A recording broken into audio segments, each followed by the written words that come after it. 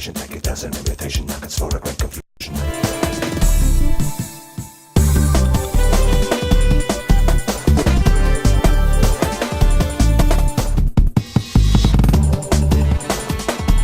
Hi, I'm Dan Leonard in the East. And I'm George Whittam in the West. And together we are East-West Audio Body Shop. Well, it's been spring break all week. Had enough of your kids? Well, now you can get your internet back and send all those files. And Sunday night, it'll be easier to watch EWABS because we've got a great guest that you don't want to miss. An experienced voice actress, a great coach, someone who has lots of wisdom to impart. The amazing Joyce Castellanos will be here with us. Yay, Joyce. She's a wonderful teacher and people love working with her. My conversation topic this time will be about ISDN and the possible early signs of the death knells of Verizon specifically deciding to cut off ISDN in the Northeast coming up in May. So I'll give you my thoughts on that and what you guys should be looking into for backup or alternative systems. And in my tip of the week, we're going to discuss something, not physics class, but we're going to talk about something actually that's very simple called signal to noise ratio. Be prepared. That's going to be a good one. Everybody needs to know more about what that really means. I'll also have a couple clips from NAMM show, and who knows, maybe we'll get some pics and clips to share with you again if one of you guys send it in before Sunday. We'd love to share it with the group. That's right. So join us here on East-West Audio Body Shop, Sunday night at 9 in the East. And 6 in the West. And in our chat room, the most fun place to be. We'll see you there. He's the home voiceover studio engineer to the stars in Los Angeles, California. A Virginia Tech grad whose knowledge of the latest recording gear is second to none. He's a voice actor and the home studio master, hailing from Buffalo, New York. His home studio skills and knowledge of voiceover recording is unmatched. When Dan and George talk shop, people listen, and the talk continues tonight. Welcome to East-West Audio Body Shop. And now, live from his high-tech facility in Santa Monica and his penthouse studio in Buffalo, here are George Whittam and Dan Leonard. Good evening. I'm Dan Leonard in the East. And I'm George Whittam in the West. And together we are East-West Audio Body Shop. Body Shop. Body Shop. All right. Well, we're Body Shop. All right. I don't know how I'm sounding on my end here, but Skype is going to be a lot of fun tonight, everybody. It's a moving target, so we'll see how we can do. It's going to be an Apollo 13 kind of night. Yeah. Houston, we have a problem. I wonder if there's anybody watching us in Houston. If you're in Houston in the chat room, just let us know. And we have a problem. Let us know if you have a problem in Houston. All right. Yeah. All right. Anyway, well, welcome to another show. We haven't done a show in a couple. Well, we did the Google Hangout last week, but we got some great stuff tonight. But don't worry about missing Mad Men. It's the first episode of Mad Men tonight on AMC. And if you really want to, if you think you're missing anything, it starts like this.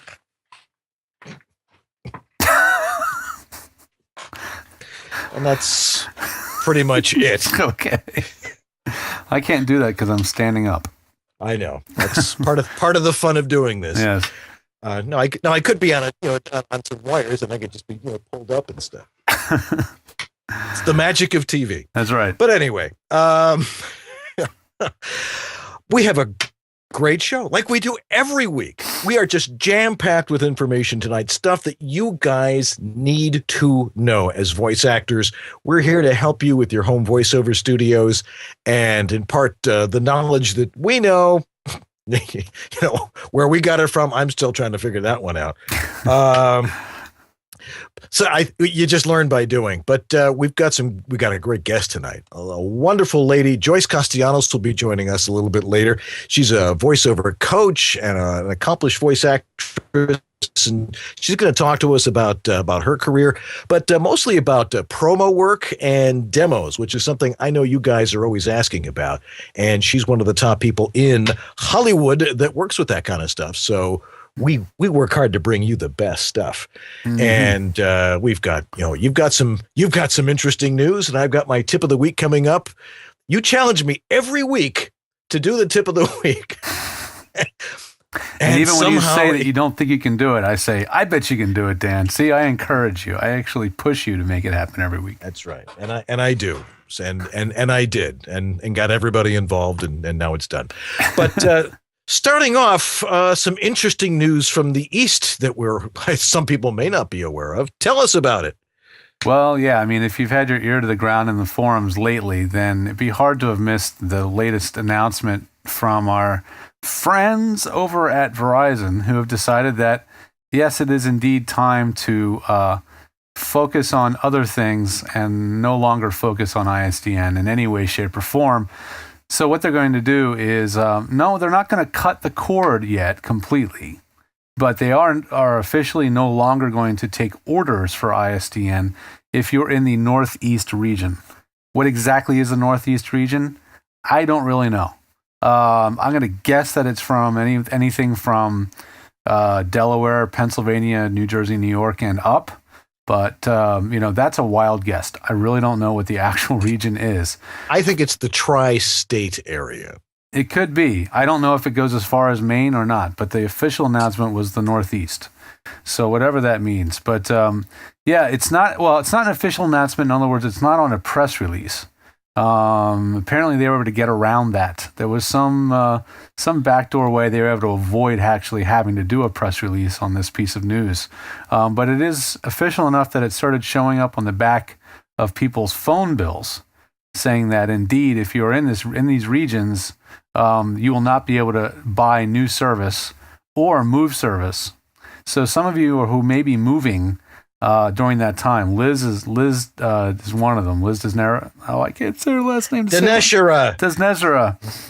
I cannot say her last name to save my life. Anyway, she is one of those particular people, not problems. She's one that's having the problem. She's a problem child, yeah. She's one who's having that problem where she is trying to get a close on a house and get this house to close in time so she can order the ISDN and establish the service before this, I think it's May 18th cutoff. This doesn't affect a lot of people, I know, but this is sort of like a canary in a coal mine sort of thing, I think, and it's sort of an early indicator for ISDN and the direction it's going. I mean, we've all been talking about for a while the fact that, the writing is on the wall that ISDN, will eventually be going away. We know it's older technology. We figured out that the phone companies hate supporting it, and the way we figured that out is by watching AT&T continually squeeze higher and higher rates out of people, hoping to drive them away and just cancel their service. Here in LA, you can still get AT&T ISDN for under $50 a month, and if you're in, say, Chicago area, you may be paying north of $300 a month for the exact same service. So there's a lot of funny business going on in the world of ISDN, and mostly it really comes down to the phone companies just don't want to support it anymore. It costs them too much to maintain this really old system. There's a lot of technical issues as to why it's difficult to maintain. Every time a new service is installed, it's a huge headache for them because they have to replace parts that are broken, cards in systems that don't work, flooded out phone boxes. Who knows? It's just they don't like dealing with it, and they're doing anything they can to start the end of this the wrapping up of ISDN. So what are we going to do, right? I mean, again, not everybody out there needs that immediacy of ISDN or the ability to connect from one studio to another in real time. And maybe I'm assuming too much that everybody knows what I'm talking about, but the ISDN system allows you to have a real-time audio connection between your studio and another studio with very low delay and with a very high degree of reliability, or at least it used to be that way. And so, this system has been adopted by the voiceover industry over the last 20 years, and it is now highly wired into the workflows of a lot of productions. So what's going to happen next? What is going to happen in replace of ISDN? Well, there's a lot of things that everybody's been talking about. There's Source Connect, which is probably one of the earlier players to the race to get a good head start on most of the other systems out there. But there's others. There's Audio TX Communicator that's actually been around even longer than Source Connect. There is Connection Open, which I've been hearing a lot of interesting things about. Not too many real-world tests yet, but as a possibility. And it just announced that they are now cross-platform. They now have their Windows beta is it Connection Open or is it SoundStreak that I'm thinking of here? I think it's SoundStreak. Both of them. Yeah, they may have just both launched their Windows betas, but SoundStreak is another one where rather than focusing on sending audio in true real time, it actually sends a low-quality audio like Skype in real time and then sends over the high-quality version of the audio after the session automatically. So that's another interesting take on a replacement for ISDN. All these things are using internet. They're all IP, as we say. Another one that's just started getting a little bit of buzz is Lucy, Luci. And Lucy is an IP, Internet Protocol audio codec that can talk to other Lucy systems, but it can also speak to now, apparently I just saw announced, that it can talk to Musicam and Telos-based IP codecs.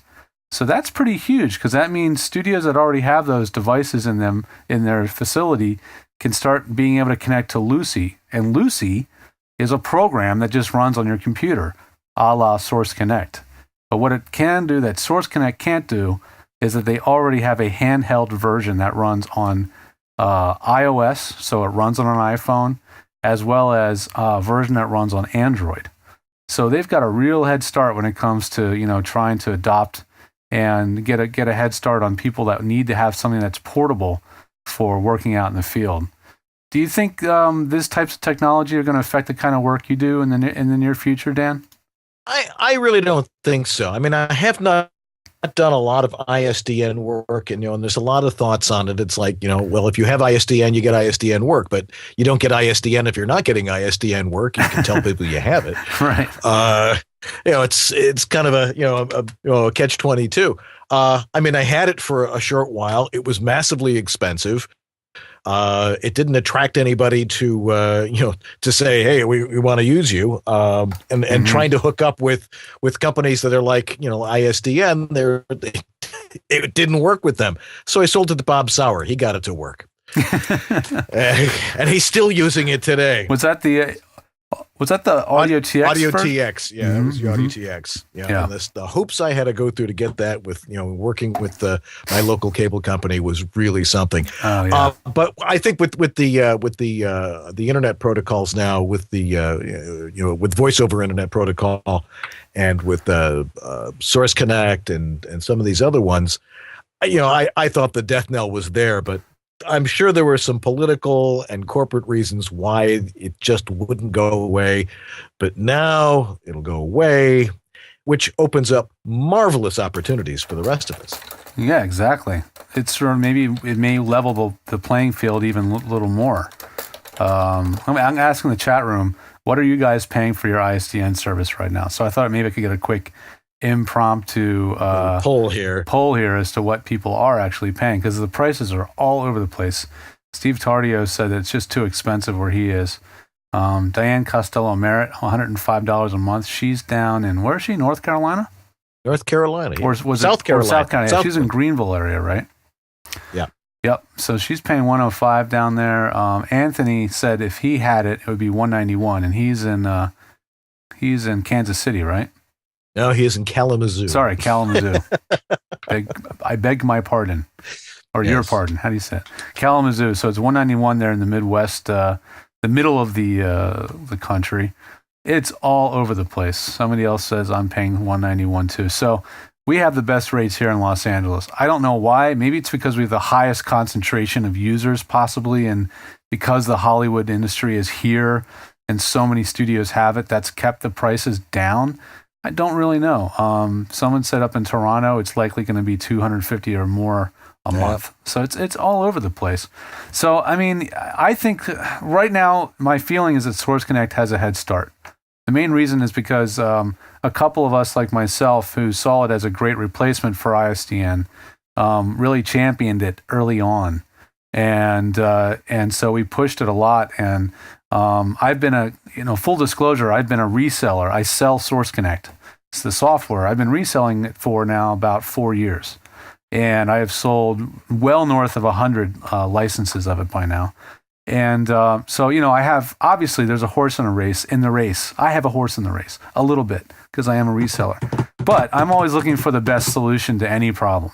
Anybody that knows me and has worked with me, I'm always looking for what that next best thing is that's going to better serve you guys, my clients, and the voiceover industry as a whole.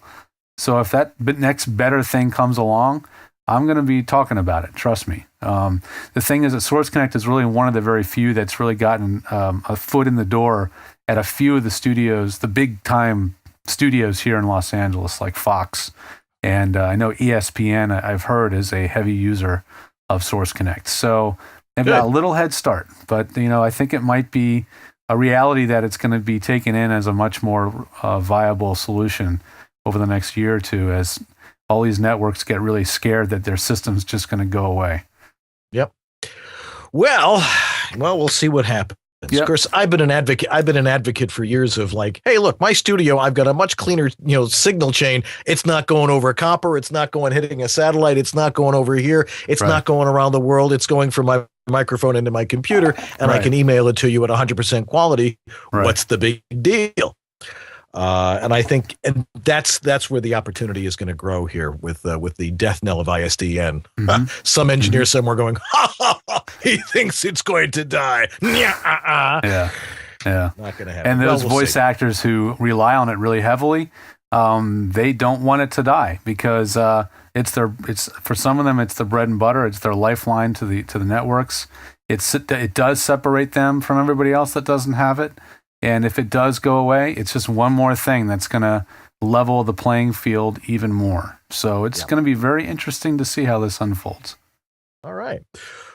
Well, we got lots more coming up tonight. Very interesting. Now, that's the kind of stuff that is totally, completely relevant to what we do.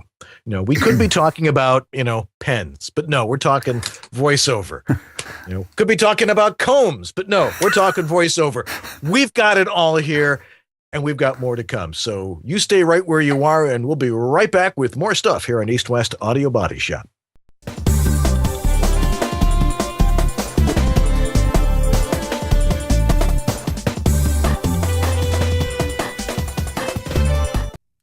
The Home Studio Master and VoiceOver Extra present a webinar, Fixing Your Audio, a post-production primer. When? Wednesday, April 17th, 2013 at 9 p.m. There's many ways to improve the quality of your audio. Your room's acoustics are key. However, mouth noises, heavy breathing, hums, buzzes, background noise, clothes rubbing, chair squeaks, and of course your pets can wreak havoc on your audio. Here's what you'll learn in this great webinar. Editing basics, proper use of a noise gate, the final word on editing breaths, how to use EQ for correction, spectrographic editing, seamless drop-in editing, and how to avoid these problems in the first place. That's Wednesday, April 17th at 9 p.m. Fixing Your Audio. Let me get a blue chalk here, and just go to bit.ly/audio fix webinar. Just $49, and you get a full recording. Don't miss it. And now, back to East West Audio Body Shop, where every week it's Apollo 13. And this week is no exception. You wonder how do you come up with a commercial like that? Originally, it was like, I'm not going to have time, and I've got to make sure that we push the webinar for next week. And so I'll just do a PowerPoint presentation and we'll just do it live. And then I found the chalkboard and it suddenly went ding. Eureka. And 5 hours later, you get that. I need the dog to bark. And usually you open the door, a dog starts barking. Open the door. Nothing. Just sit back and relax. It's time for some announcements. I thought I'd throw you a curveball tonight. You missed. So I laughed so hard that I'm shaking my studio and stuff is literally falling down around me. Sorry, go ahead, Dan. Where were you? Anyway, no, finally, I got a recording of some dogs barking. I'm playing the dogs barking. The dogs start barking. So I recorded them barking of the dogs barking of the. That's very funny. People were wondering about the comb. Yeah, the stash has to get combed every now and again. And there's some, the wax just sort of builds up and it's like, all right, just get it out of there. Anyway, well, what do we have in announcements tonight? Well, next week, we should probably announce this first. Big event here. We're not going dark. The show will be here, but we're going to be playing something else. What's it about, George? Oh, yeah. Next week, I'm going to be helping out to stream another event because one of our voiceover community, Stephanie Riggio, asked me if I could help out with this production. I was the only one that she knew that could do a live Ustream to bring a show to the world. So anyway, I told her, yes, we'll do it. And everybody was flexible enough to allow me to do it. And what it is, it is called the John, Juke, Logan, a Rock and Rollin, Lovefest, and Fundraiser, and it's benefiting the American Institute for Cancer Research. And if you're in LA, it's at Cafe Fais, which is a really nice club on the sort of the west side of Los Angeles. This is on April 14th. So during the same times as the show. It actually starts earlier than the show, a lot earlier. It starts at 2:00. And it's going to go and basically until they run out of musicians, apparently, or they kick us out. So I'll be there, and I'm going to be streaming it on Ustream. And the Ustream channel is called John-Juke-Logan-Fundraiser. There's probably better ways to find it online than that, but we'll put that in the show notes so you guys can, if you want to support it. The feed is going to be a pay-per-view that's going to cost a whopping $10. So if you want to help out, and if you want to support the American Cancer Research Foundation, American Institute for Cancer Research, it should be a lot of fun, and I'll be there. Yep, we need the research. Being a survivor myself, the answers are out there. So keep going out there and helping out, and of course helping the guys in our voiceover community. Let's see what else is going on. We've got of course we need to thank all sorts of people. Tony and Lee Pinney for all the production assistance they've been giving us. What else is going on here? Oh, Voiceover World in Toronto, May 4th. It's getting close. It was like the dead of winter. We were talking about these things, but like May 4th is like less than a month away. That's right. So make sure you sign up for that Voiceover World in Toronto. I will be speaking there on Saturday, and trying to fit that in between rehearsals of the Pirates of Penzance. Nice. Good luck with that. I finally got to rehearse. It's great to be back on stage and being around other theater people. What else we got? Oh, FAF Camp. I don't think it's sold out yet, but you still got a chance to get in there. So make sure you go to fafcamp.com and join some of your other friends there if you can't make it to Voiceover World in Toronto, like say if you're closer to Charlotte. Right. That's May 3rd through the 5th. That's right. Yes. And I won't be at FAF Camp, but Studio Suit will be there. And I know our good friend Anthony Gettig will be displaying Studio Suit and demonstrating it to you all, like Carol Merrill, for those of you who remember Carol Merrill. Nice. Let's see. Somebody was mentioning about Adobe Audition CS 6.5. I don't know if it's actually been released. When if you have it, Adobe's like, now you have to get it. And they send you a nasty email. It's like, we're not going to support anything else. This is the only. No, they're very nice about it, actually. But they do let you know that it's coming. And when it does, we will give it a full review. Absolutely. I'm sure Dan will, because Dan is a daily user. Daily. Mm-hmm. Yes.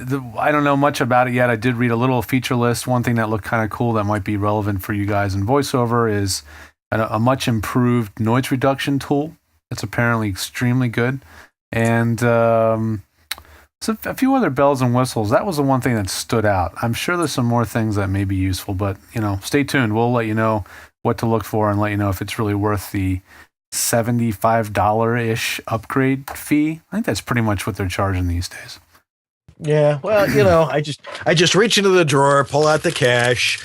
There's a couple hundreds here. Light it on fire. And, yeah, they take cash. They take cash. Okay, anyway. All right. I'm not telling you which drawer it was in. Okay, anyway. Also, please like us on Facebook, follow us on Twitter, subscribe to us on YouTube. That's the best place to watch it. If you're not watching us live, then how are you hearing me say this? And you're watching it on YouTube. Then you're watching it on YouTube. So that's a good place to do it. Oh, iTunes. And our podcast. Our iTunes is catching up. We thanks to Lee's tireless efforts to try to get our iTunes podcast feed repaired. We do have a presence on iTunes again. Our RSS feed for the podcast is back up and running. The latest shows are not on iTunes yet, but we're working on it.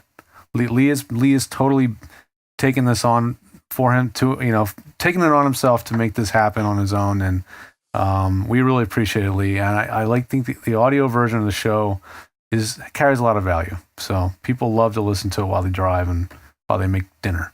I know I do. And Dan completely froze. So I will hang up on him on Skype, and I'll wrap up this section of the show here. Let's take this into Dan's signal to noise ratio video. Well, maybe before that, I'll call him back, see if I can get him on here. Dan, are you there, Dan? Calling Dan. Flash Gordon calling Earth from Mongo. Yeah, he's back. I'm back. Anyway. Yeah, it's going to be one of those kind of nights. It is. But, suddenly it's like, you're gone. But we're back.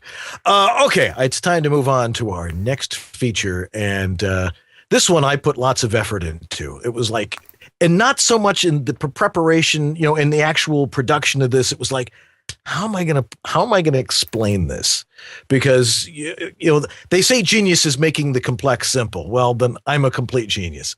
Well, we'll see about that. Well, we'll see about that. Anyway, it's time for Tip of the Week.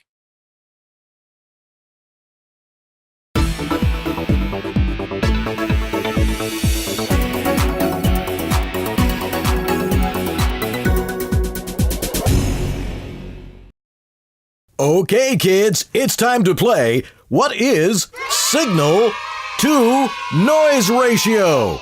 Signal to noise ratio is defined as the power ratio between a signal, meaningful information, and background noise, unwanted signal. What? All right, so the easiest way to explain it is, say I'm a waveform, and this is noise. Okay, I'm going to record here in my booth with the door open so it'll help you get a better idea of this. What you're seeing here is the signal of my voice. That's the large modulation there. Then when I stop talking, you'll see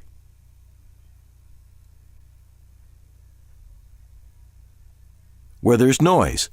Anything that is not my voice is noise.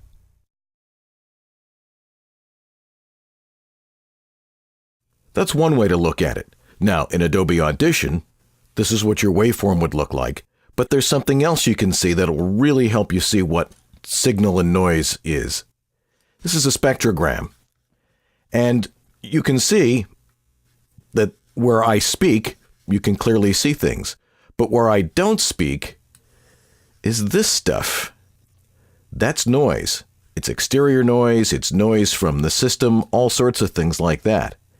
Now, when you take your signal and you normalize it,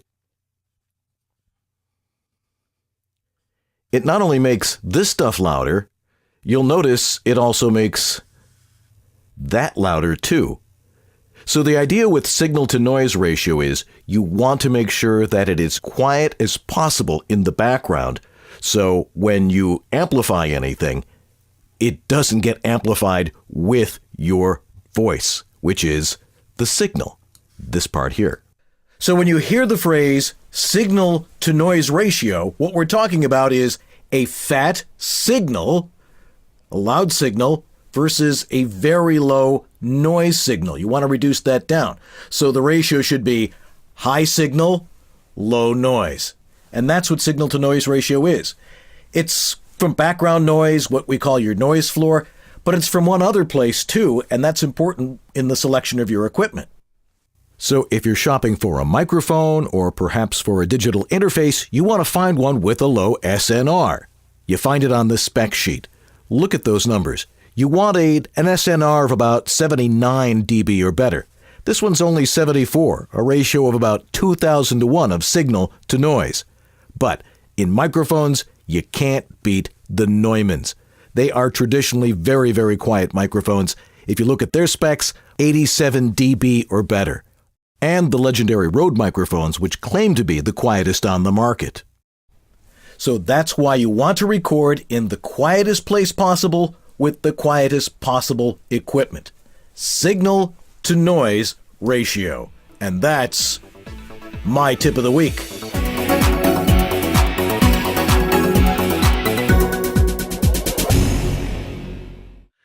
Yeah, now those aren't the only quiet microphones. Like I say, anything over like $300 is going to be a good quality microphone. And that's solid state microphone. Any style, yeah, especially as opposed to the ones with the tubes in them. Yeah. They're going to have a much higher noise because tubes are just kind of noisy, which is why they got stopped using them, and why you shouldn't be using tube. Excuse me, why you shouldn't be using tube preamps. I got him swinging his arms, everybody. That's right. Sorry. I'm sorry I interrupted. Please. That's okay. And we thought we wouldn't have enough energy tonight. We're all yawning before the show. Like, no, let's get moving here. So that's the skinny on signal to noise ratio. Everybody's like, what is that? That's all it is. It's just that. Whatever. Well said, my friend. Well, thank you. Well, we've got more stuff coming up. Just when you thought you've heard everything that there is going on in voiceover, we're just getting going. Joyce Castellanos will be joining us in just a moment, so stay right where you are.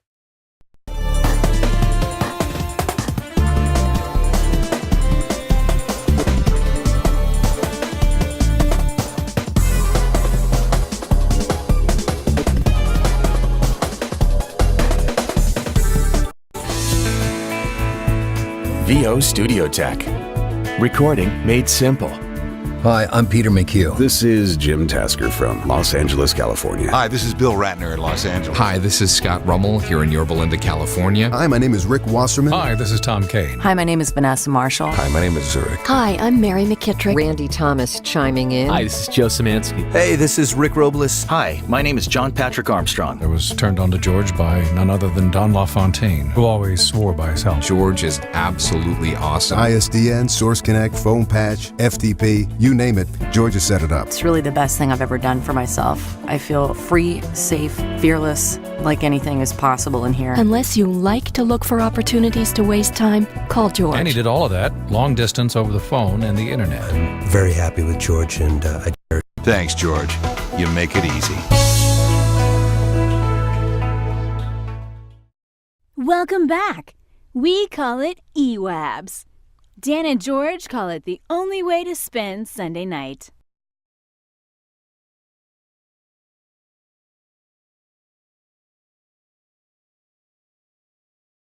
Now we're back. Okay.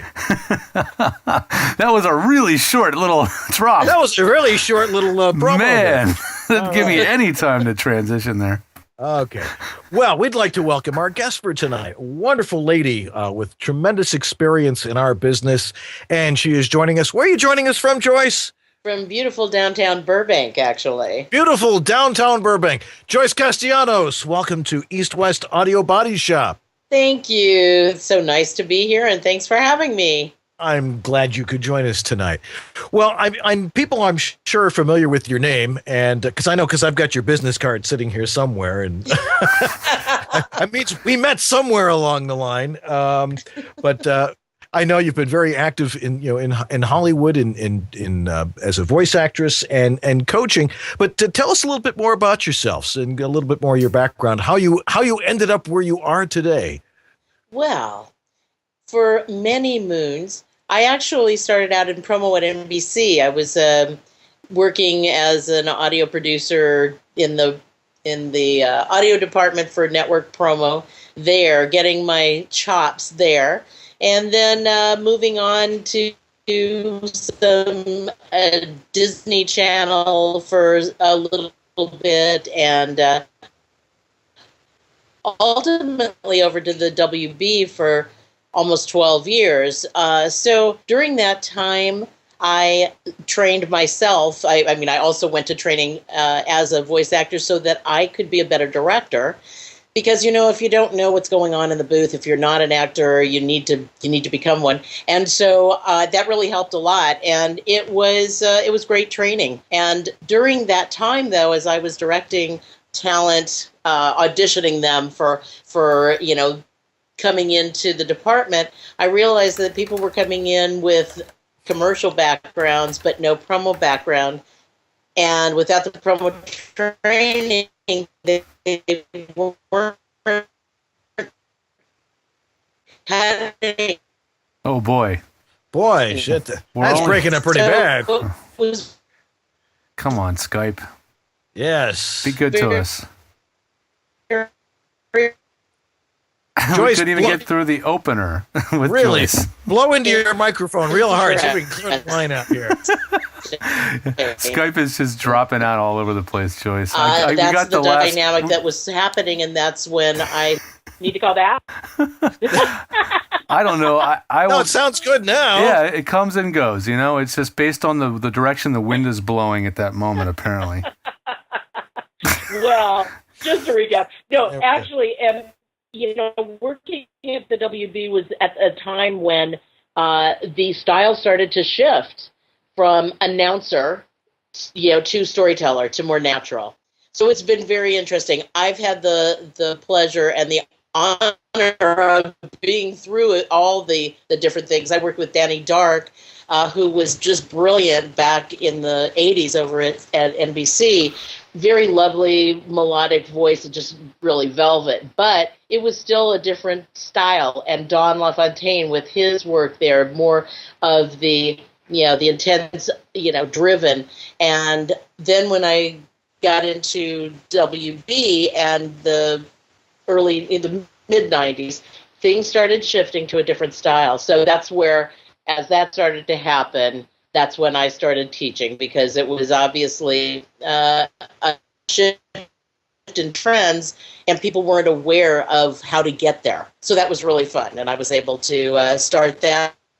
And when I went to become an agent for a couple of years, I got to see the business side of things, which was also very important. And now back teaching, which is what I do best and I love, and directing.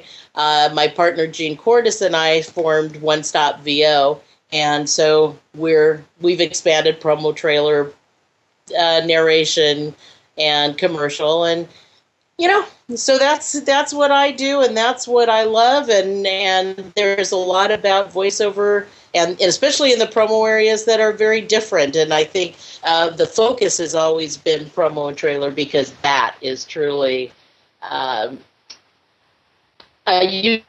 unique area, unto itself. So there you go. And you have some questions for me? What would you? Well, I'm fascinated by promo. I mean, there's those of us that were in radio, always thought, well, we can do promo, but it's really the few and the proud that are really at the top of the business. When you say promo, what specifically do you mean, and who are the people that are the big people in that, and what does it take to get up there? Ready? Go.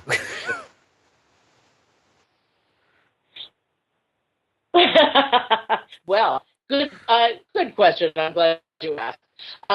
Actually, in order to do a good promo is basically a commercial for television shows, as opposed to what I'm talking about when I'm talking promo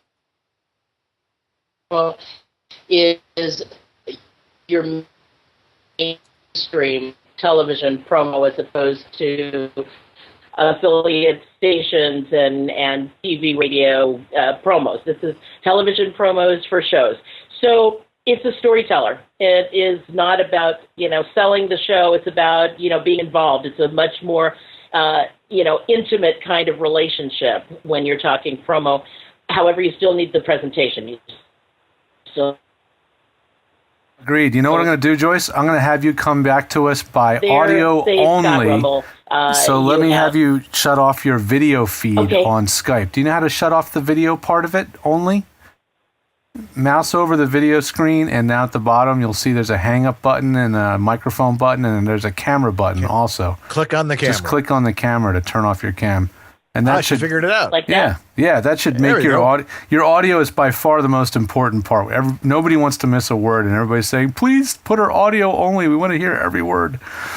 So, would you repeat that last maybe 20, 30 seconds, and we should be in much better shape. What is promo? Oh wow!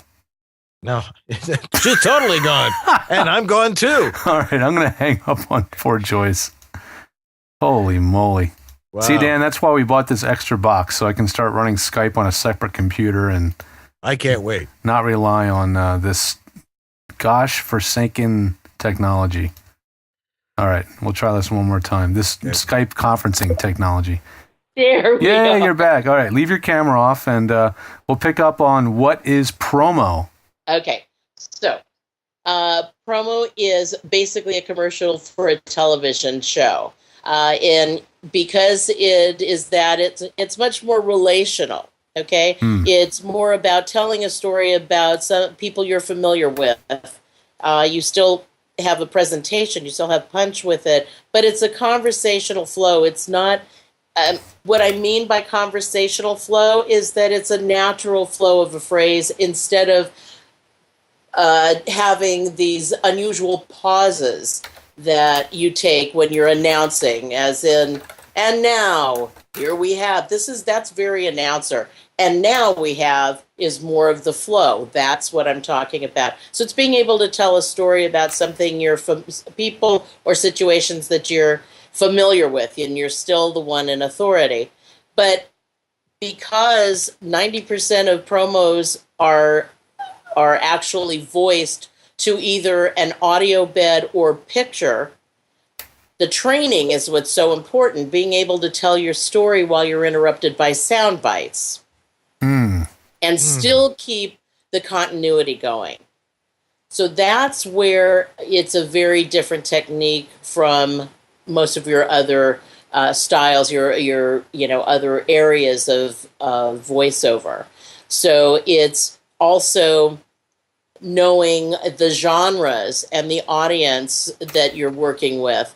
If it's comedy, there are several types of comedy. If it's drama, there's several types of drama, and understanding your audience. So there's a huge mechanics portion of it that you need to understand so that you can then go into your storytelling with an honest response. Right. People like in today's, if you listen to Scott Rummel, Tony Rogers, even Ashton Smith does primarily, he does more of the trailer, but even Ben Patrick Johnson, they each have their own style, but it's an honest energy that they're talking with. It's not they're not trying to act.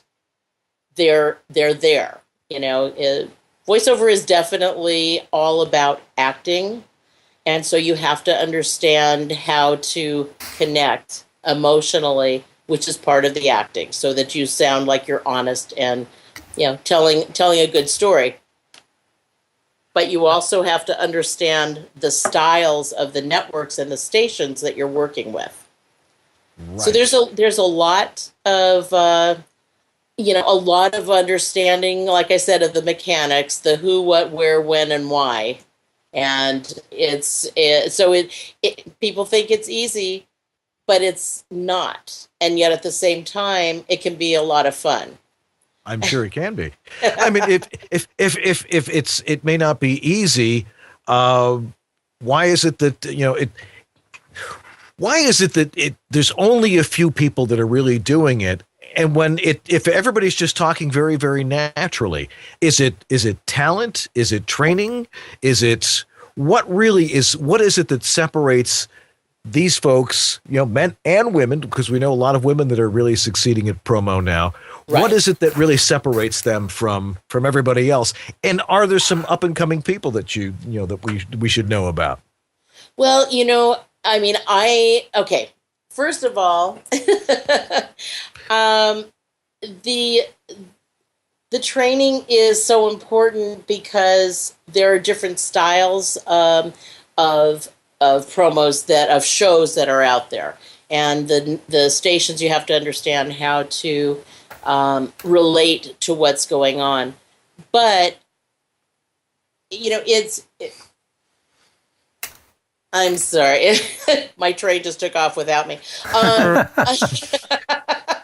There were a lot of parts to that one. I should have written them down. But there are a lot of people that are starting to understand the importance of getting a story about a show. It's not just conversational being blah blah blah blah blah. You're still impacting. You're still telling a story about something that's important to you. So it's not just boring and flat. It's understanding the story you're telling. So that's important. The women and the men that are doing well are those that understand how to work with the music, how to work with the tone of the piece. That's what I'm saying. When you're learning promo, you want to work to either picture or audio bed. If you're working from home or you're working at the station at your agent's and you're doing an audition, you're not going to have music. So they're listening just for your storytelling. But when you go into a session, 9 times out of 10, you're going to have an audio bed at least to work with, learning about timings, learning about telling your story, learning about how to find your rhythm with a piece, because everything has a rhythm. You don't want it to sound jerky where one part is really fast, the other part is really slow. It's all these things that, people who understand the acting and understand how to make those adjustments and take the character that they are, the point of view that they're coming from. Those are the ones that really can make adjustments and can have staying power. Mm-hmm. Okay. Interesting. So, yeah, and men and women. You're right. There are a lot of women that are now on many of the stations, not just the women's stations, but other HGTV and DIY and you've got Style and Own and different places that are using women now, because women are learning how to speak without having to be cute and adorable. Style and E have a younger skew, so they have maybe a little brighter, younger, flirtier kind of read, and that's great. But other stations and other networks want to hear, somebody who's like got some life experience, and they're talking to a broader audience. So, it believe me, it is a good old boys world in promo. And so it's been very difficult to have women break in. But because of training and because of understanding what's going on and they're giving more opportunities, and that's important. It's never, women are never going to replace men in promo, but they will complement what's out there. Yeah, I think that's probably a good way to describe it, because I remember years ago they would say, well, women's voices just aren't good for, actually just for announcing, period. Right. And that certainly has changed. And there certainly are some, very, very fine people, probably some of the best people, are women in the business right now. And but how do you train for this? I mean, because this is such a specific genre of voiceover. And I think when a lot of people think of voiceover, this is one of the first genres they think of. What does it really take to train for this type of thing, if you really think you want to do it? Because the competition must be fierce. Competition is fierce, but there's no one voice anymore. There's sounds that are appropriate for each channel and station, so that makes it broader. That's good. The training really needs to be training to audio and video. Gene and I, of course, with One Stop VO, have lots of material, and that's what we do. But it's very important. Find people who have that ability to, one, that obviously they've worked in the area and they understand what it is and are keeping up with trends, but you need to train with material that you can work with so you get the understanding of the storytelling, the adjustments, the timing clocks, all these things. There are so many mechanical, like I said earlier, so many mechanical aspects to that area that have to be understood. That's like, I equate it to driving a car. When you're learning to drive a car, you get in there and you have to think about all the things you have to do with the seatbelt and the seat being pushed upright and your mirrors and everything. So you have to go through a checklist of everything that's going. And you think, oh my gosh, when am I ever going to drive? Well, same thing with voiceover and with promo, and you're trying to figure out, okay, who am I? Who am I speaking to? What is the audience? All these things. Then, as you start to go, you start getting used to that, and then you become more easily adept at analyzing everything and quickly, and then you create this character. You look at the script, you read it, you feel what the story is, your connection with it, and you go. But you need to be able to understand how to do it to audio at least, because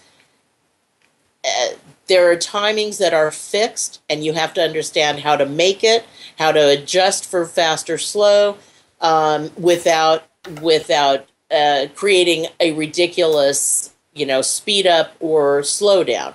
You have to be able to understand how to tell your story with different inflections that could mean one thing or the other depending on where you make an inflection. So it's very important to train with people who have material that can be done to audio. And I say audio because if you're working ISDN, you're not going to have picture all the time. But you need to have the audio bed. Say with radio, it's only audio anyway. So that is, there's availability via Skype or in-house. So, if there's anybody interested, check out One Stop VO. We can certainly help you and direct you where, if there are other people that are out there doing, we'd certainly love to hear about it. But that is the best way to do it is, you can get good acting tips. That's you can get some good places that will teach you the acting side of it to start with, but to really compete, you've got to work, to the beds and really understand how to do those adjustments. I've got a bunch of questions that are poured in from the chat room. Once you got everybody warmed up, now everybody's like, woohoo! Bring it on. Devox said, how would you differentiate the styles of the major cable networks, for example? I think you covered that a bit, saying that some of them it's really the mood of the shows that they're promoting during that. But, it's if you could really, in a nutshell, if you say NBC, does something pop into your head when you say NBC? And how's that different from CBS? Yeah. Well, CBS has probably a 30 to 40 something audience primarily. It's a little more adult, savvy kind of material on there. So you're looking at your demographics. It's intelligent, fun. It could be intelligent, fun, intelligent, thought-provoking. So it's a 30 to 45, 30 to 50 age range, okay? If you're looking at style, you're looking at 18 to 34, same as the CW. You're looking at a younger audience, so there's maybe a little more contemporary, hip, cool kind of feel to it. And then if you go to Fox, it's a lot of edgy irreverence and that 18 to 40 range. But actually, Fox their mid is pretty much 30 to 40 now. So that's the kind of thing, knowing the personality of the network or the station as to who their audience is, because you never talk down to an audience. You want to talk to them. So you need to understand who that is. So that will change the attitude that you take in your approach. Also, the personality of the individual shows. Is it edgy? Is it mysterious? Is it lighthearted? Is it dramatic? Is it horror? All these things create an image. You're, in the emotional connection to what it is you're talking about. So we're really talking about understanding your emotional connection so that you can justify, the story that you're about to tell. Right. Tonight on NBC.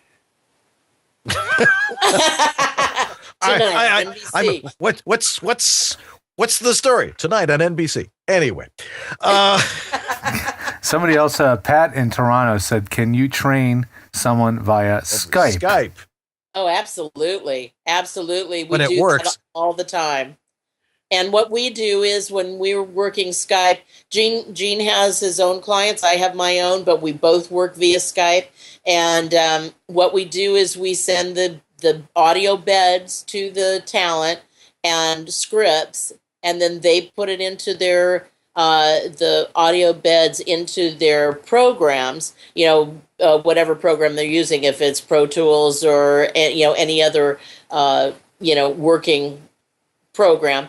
And then they're able to play it so we can hear it. They record, and then we give our input, and that way each talent has their recording of what's going on, and hopefully they get some of the feedback, but they can also take notes while they're doing it. But that way, the actor is working to an audio bed, and with our direction. Do you really have to be in Southern California to be doing this, or has it really spread out all over the country? And it's because people have ISDN for the time being. Right. Okay, well, that's a terrific question. Things are being done all over the country, and because you are able to work from home via ISDN. It really is doable living anywhere, okay? The difference is, for promo, it is important to get known in your area. A lot of stuff comes out of LA or New York. There are some things now in Atlanta as well. But what happens is getting known in here first, in LA first, is always the easier part than trying to get known from another Midwestern or state or whatever. Mm-hmm. But because also, promo is usually gotten through agents. So your LA agents, your New York agents are going to be the ones that are probably going to get most of the opportunities. So they have to know who you are. It's not as easy to get an agent if you're living in, say, Ogden, Utah. They have agents there. Okay, there are agents all across the country, regional agents. So, and you would go through that. But if you're talking about primetime or some of the bigger stations, they're usually going through their LA or New York agencies. Okay, so you can work from anywhere. Getting known may be a little more difficult. Getting an agent in New York or LA may be a little more difficult. Okay, but it is, it's doable. It's just a longer shot. Sure. Right. Which leads us to our next topic here. With perfect segue there. Let's talk about demos for this specifically, and maybe demos in general. But How is a promo reel different, and what really goes into demo production for doing a promo work?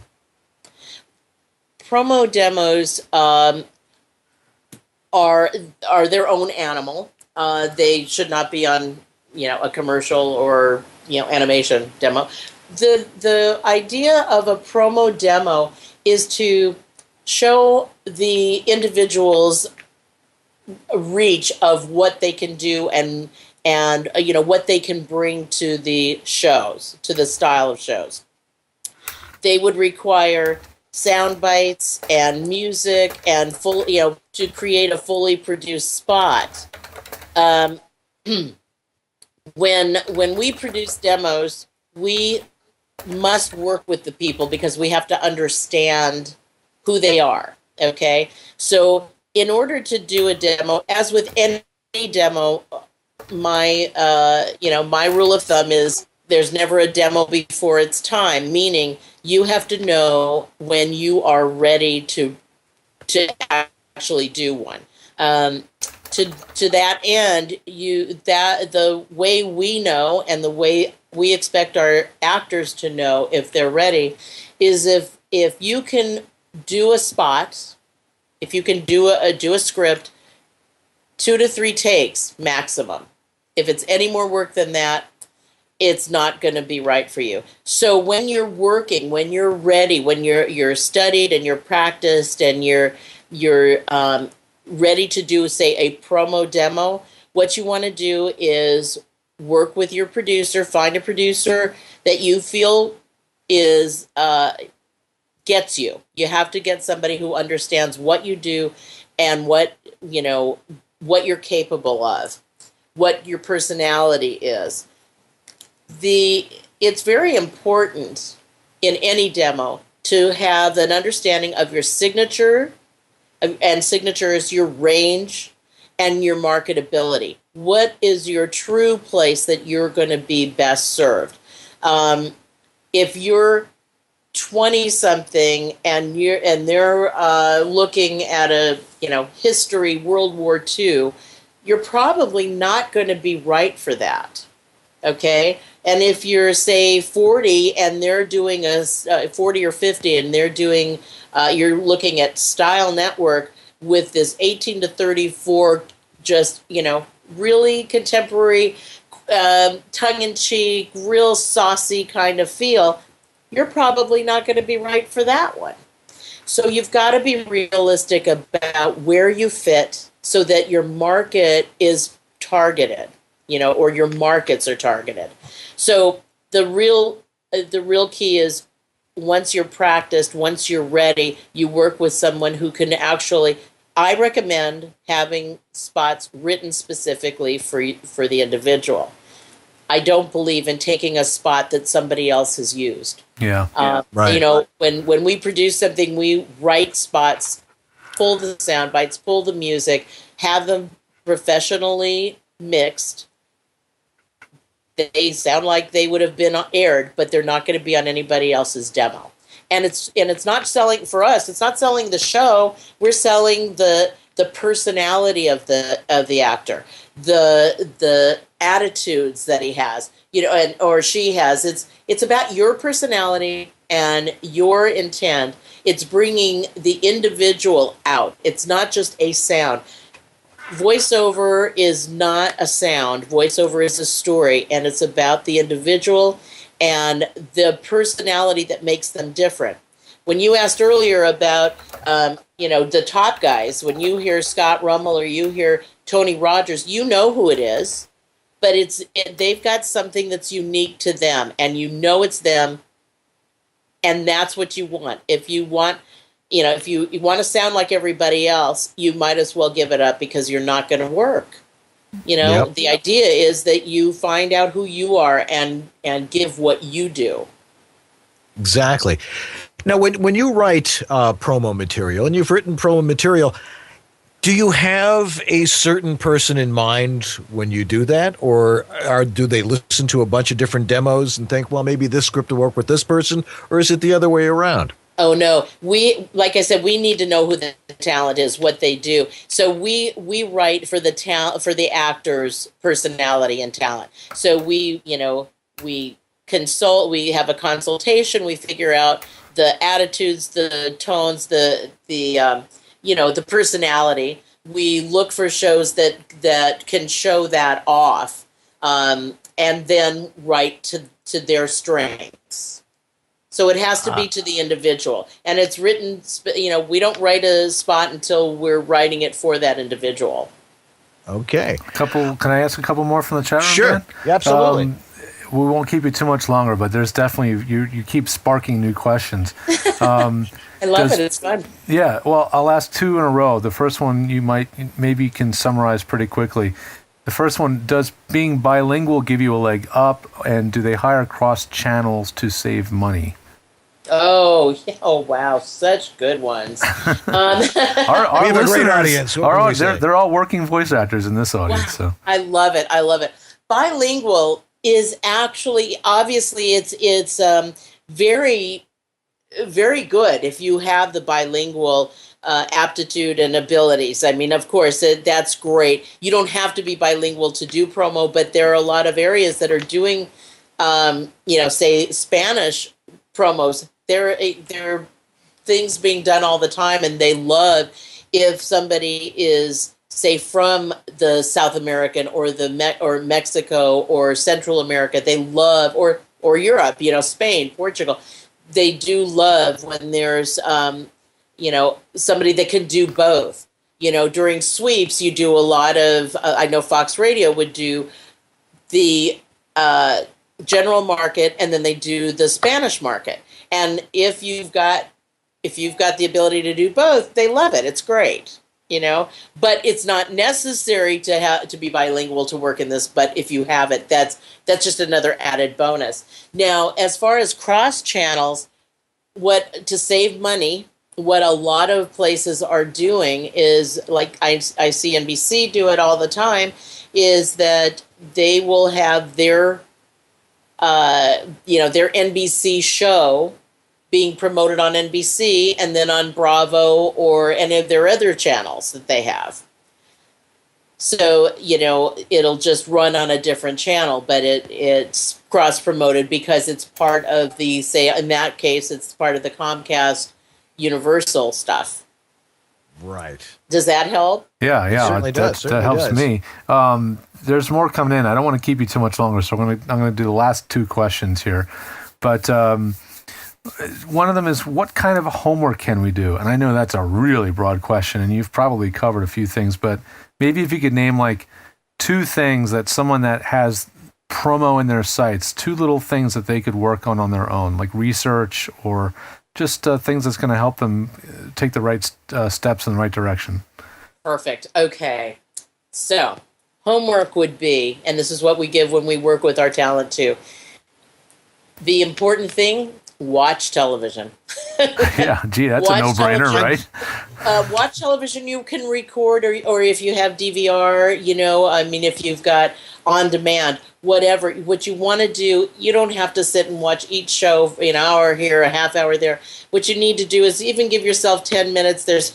Within 10 minutes, you're going to have promo after commercial. You have about a minute of programming and 3 minutes of everything else. So you want to look at the different channels, the different stations. You want to listen to the style of promos that they have. What's the feel? Understand the show and the personality of the show and the audience that the show is geared to. So watching television, making notes, figuring out what the storyline is and what the attitude of the show is, the personality, then you start seeing, am I appropriate for this? Is there something, say there's women out there who, on these shows it's all men, but is there a point of view that a woman could offer that would be another option?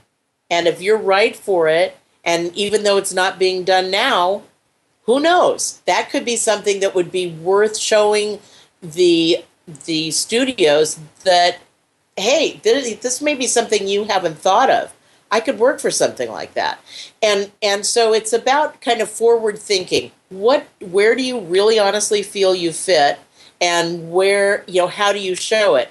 Well, but in order to do this, you really have to understand what's out there, how trends change. As you listen, as you listen to the different places, you're also going to be finding over, in a month or 6 months, things change constantly. Gina and I are constantly watching television, entirely too much, I must say. But in order for us to do our job, we have to know the trends. You have to be on top of it. You have to always be watching and knowing your trends.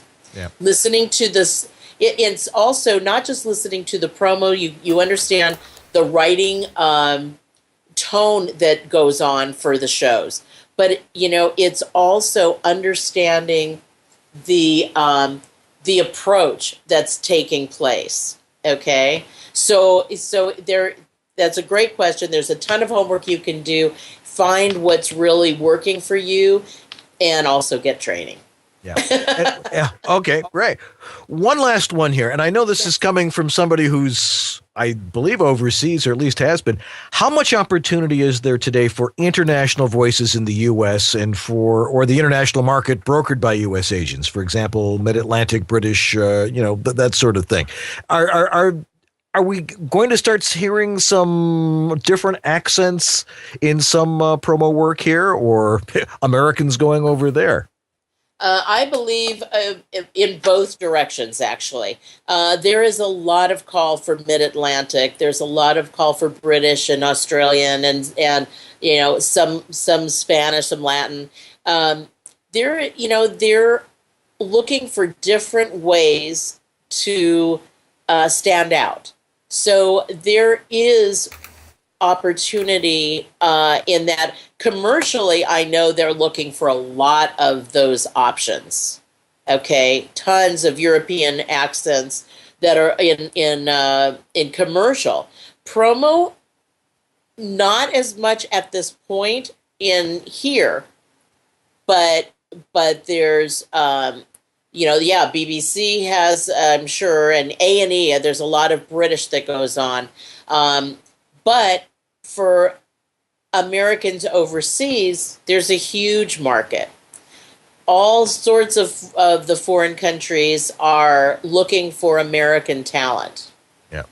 So that is a huge market.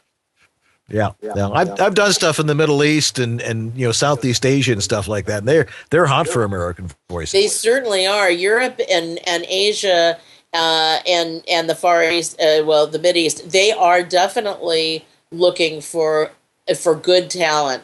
Their pay is not anywhere near what goes on here.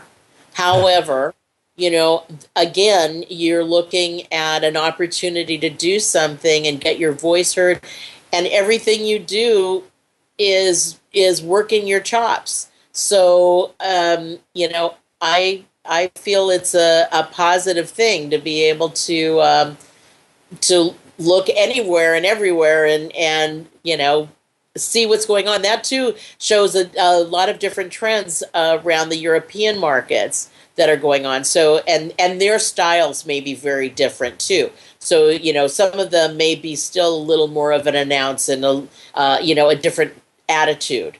So, it seems that they're like maybe a trend or two behind the U.S. sometimes, right? Yeah. Yes.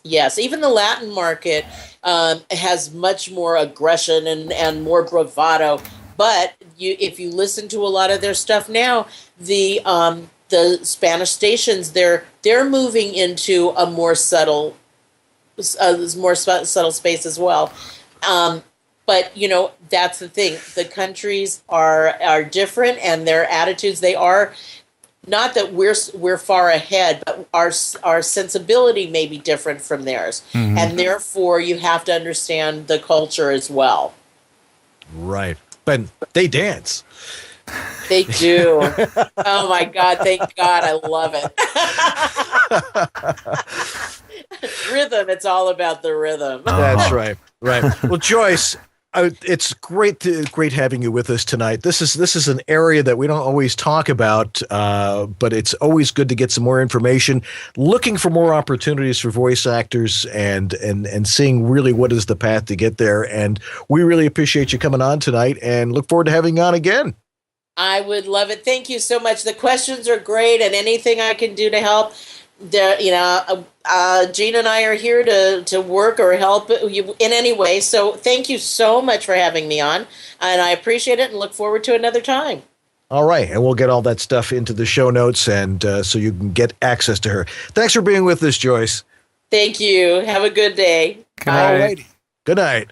Well, we still got lots more coming up, so stay right where you are, and we'll be right back here on East West Audio Body Shop.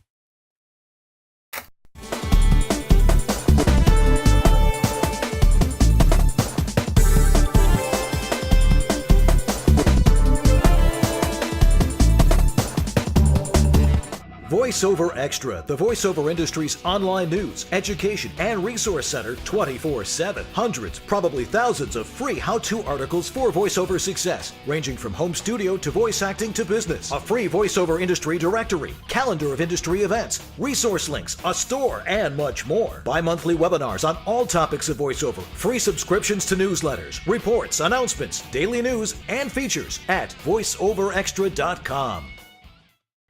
Now back to EWABS. Thank Dan and George's wives. For what? You have no idea. Now, here's Dan and George. You absolutely do not.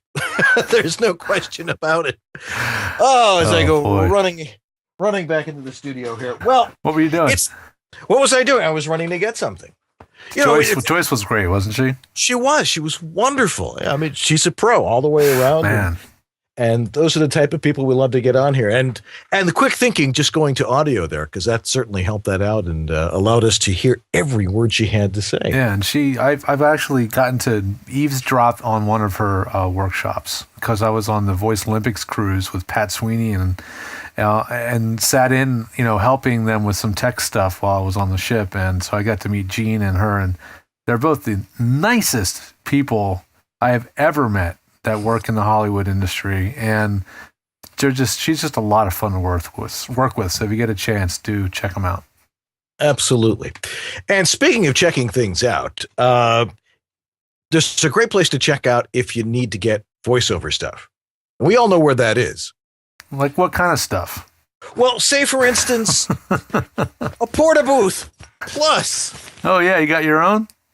Of course I have my own, and I've used it, and I've made money with this thing. Yeah, baby.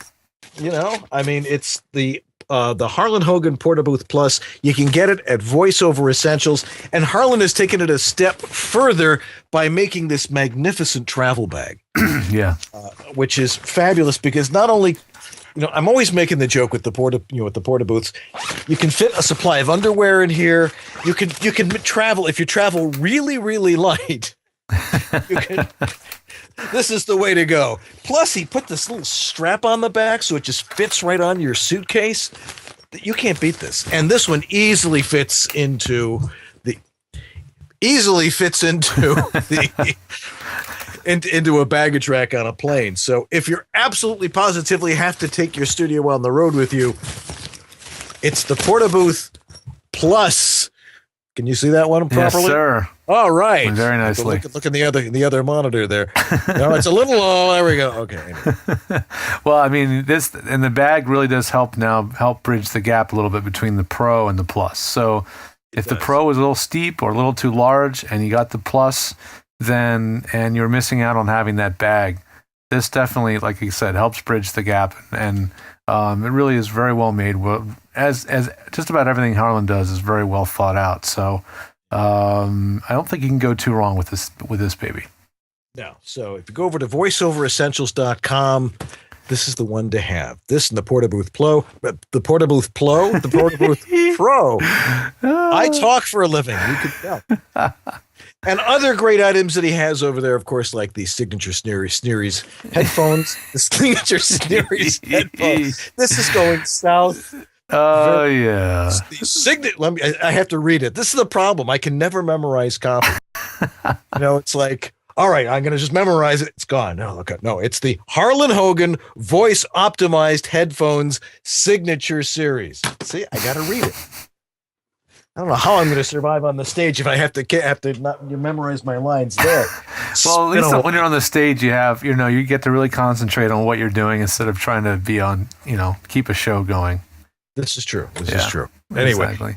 go over to voiceoveressentials.com because he's got all the stuff that you need for voiceover. You don't have to look everywhere. Just go over there. He's got access to just about everything, but the stuff, his signature series stuff, the Portabooth Pro, the Portabooth Plus, the signature series headphones, of course, the legendary VO1A microphone. Great microphone at a great price point.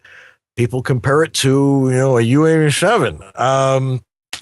Great stuff. Thanks again, Harlan. Thank you, Harlan. VoiceOverEssentials.com. All righty. It's been years since I've been able to, I remember being, a sales manager coming in saying, we got to start doing some live spots it was for Bagel J's here in Buffalo. Anybody from Buffalo remembers Bagel J's? And I had to come up with a minute every morning, doing the news, doing all that, and then come up and talk about how much I like Bagel J's, which I still do. Of course. But thinking about it, how do you do this stuff off the cuff? But that's what Harlan wants. He just wants us to talk about it the way we know about it. That's right. And that's why we try to be authentic. Right. Well, should I share one more NAMM show video? You should. This is you're like, make sure it's relevant. Well, sometimes they're a little off topic, right? But it's because I have too much fun. I see too many cool things there. But this is from a booth called Miktech, Miktek. They're actually out of Nashville.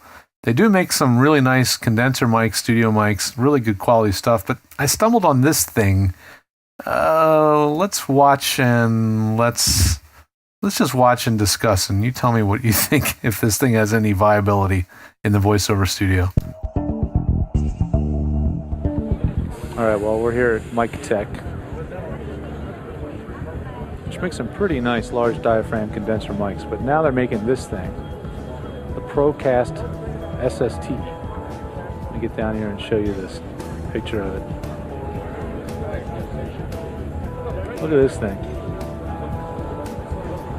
So it's like a USB audio interface with headphone mixer, control interface, and a microphone boom, and microphone, all rigged together as one unit. This whole thing is self-contained. Is that crazy or what? It's totally unique.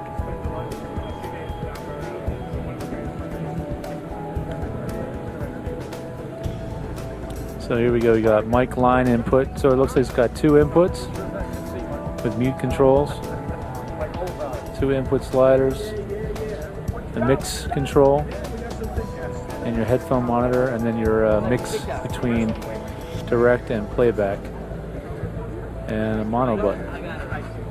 So on the back there's another input. It's on a weird connector though. Looks like an XLR a mini XLR type connector. But yeah, that is pretty wild. Looks like it's probably in pre-production, but Miktech makes some good mics too, so I'd say it's promising.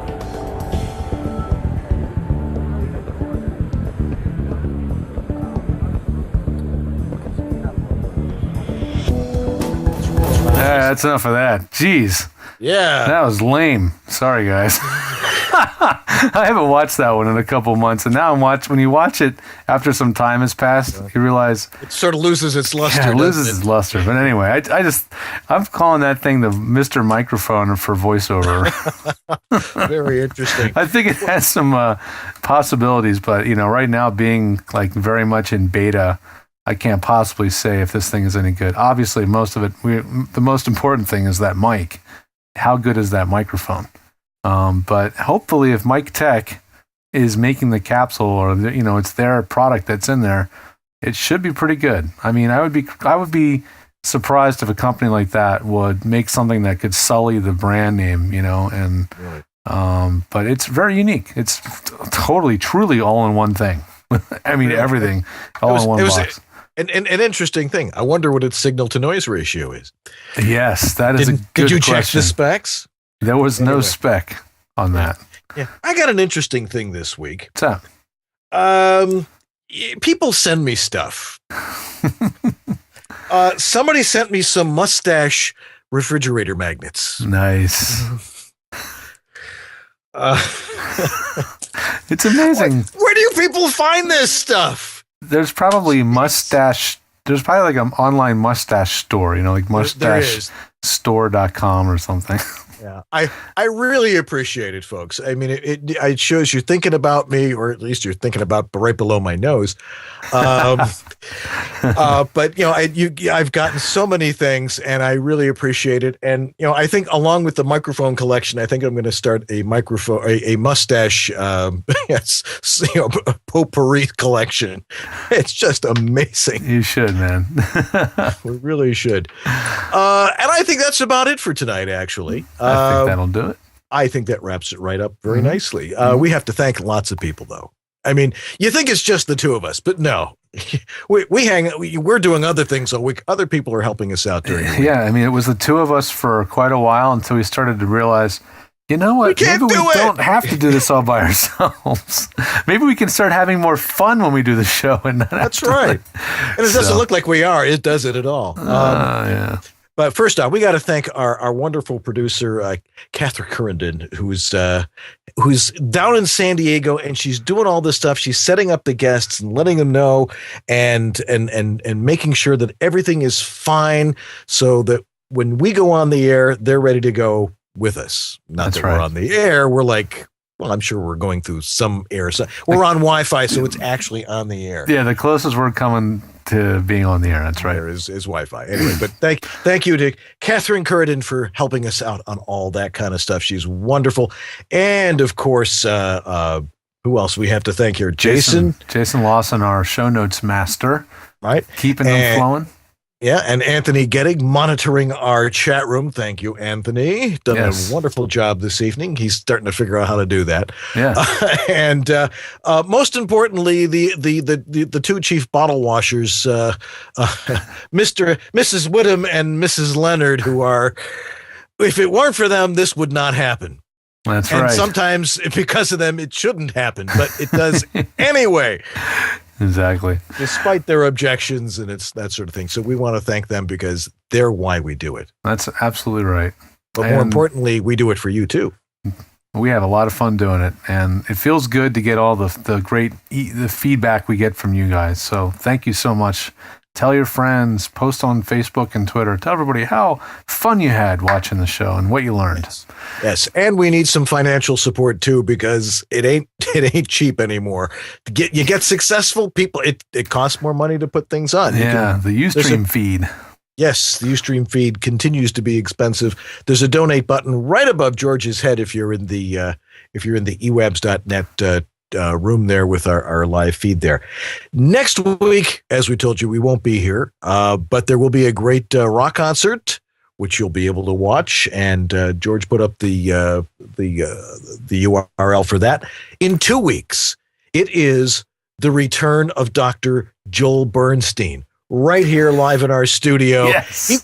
He will be talking about hearing loss. Oh. None of us are going to be able to hear it, but he's going to talk about hearing loss. All right, that's going to be good. And he is a world-renowned expert on this stuff. Some people, he's this, this otorhinolaryngologist in Buffalo. This guy is world-class. Mm-hmm. He knows his stuff, and he's been doing this a long time, and he loves our show. He loves coming on the show. He had such a great time, although I don't think we'll have John Taylor with us this time. We're not gonna have John Rollin Flick Taylor. That's not going to happen. We do need to have him back. We need to have John back, though, one of these days, man. We haven't had him on for a while. We miss John. We do. He's a great guy. And we've got other great people coming up, too. Yeah. I know we have Anthony Mendez. We'll be rescheduling with us fairly shortly. Mm-hmm. And anybody else?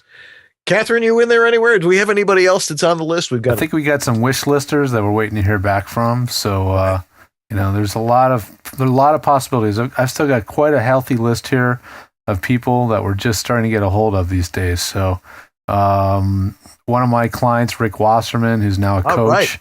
he's just a hardworking voice talent, not real well known, but I mean, he is. He's just really inspiring. He's got a great story, and he's really just a great guy all around. So he'll be on in the next coming months. I think in May, actually. Yeah. And we're going to try to rope in Debbie Mae West, who's a really dynamic voice actor who does do promo, one of our lady promo voices. So, and Bob Sauer is in the queue as well. Excellent. Yes, we got to get Bob on. We're long overdue talking to Bob on the show, so he will be here. And people are suggesting Doug Turkel. So, Doug, totally. Doug, you want to come on this show? Doug, you want to be here? Oh, you got that right. Absolutely. All right. Well, that's going to do it for us tonight. Another week successfully done by the skin of our teeth, whatever that means. I'm Dan Leonard in the East. And I'm George Whittam in the West. And together we are East-West Audio Body Shop. Have yourselves a great week, everybody, and we will see you in 2 weeks with Dr. Bernstein. Have a good one, everyone. All the best, everybody. Good night.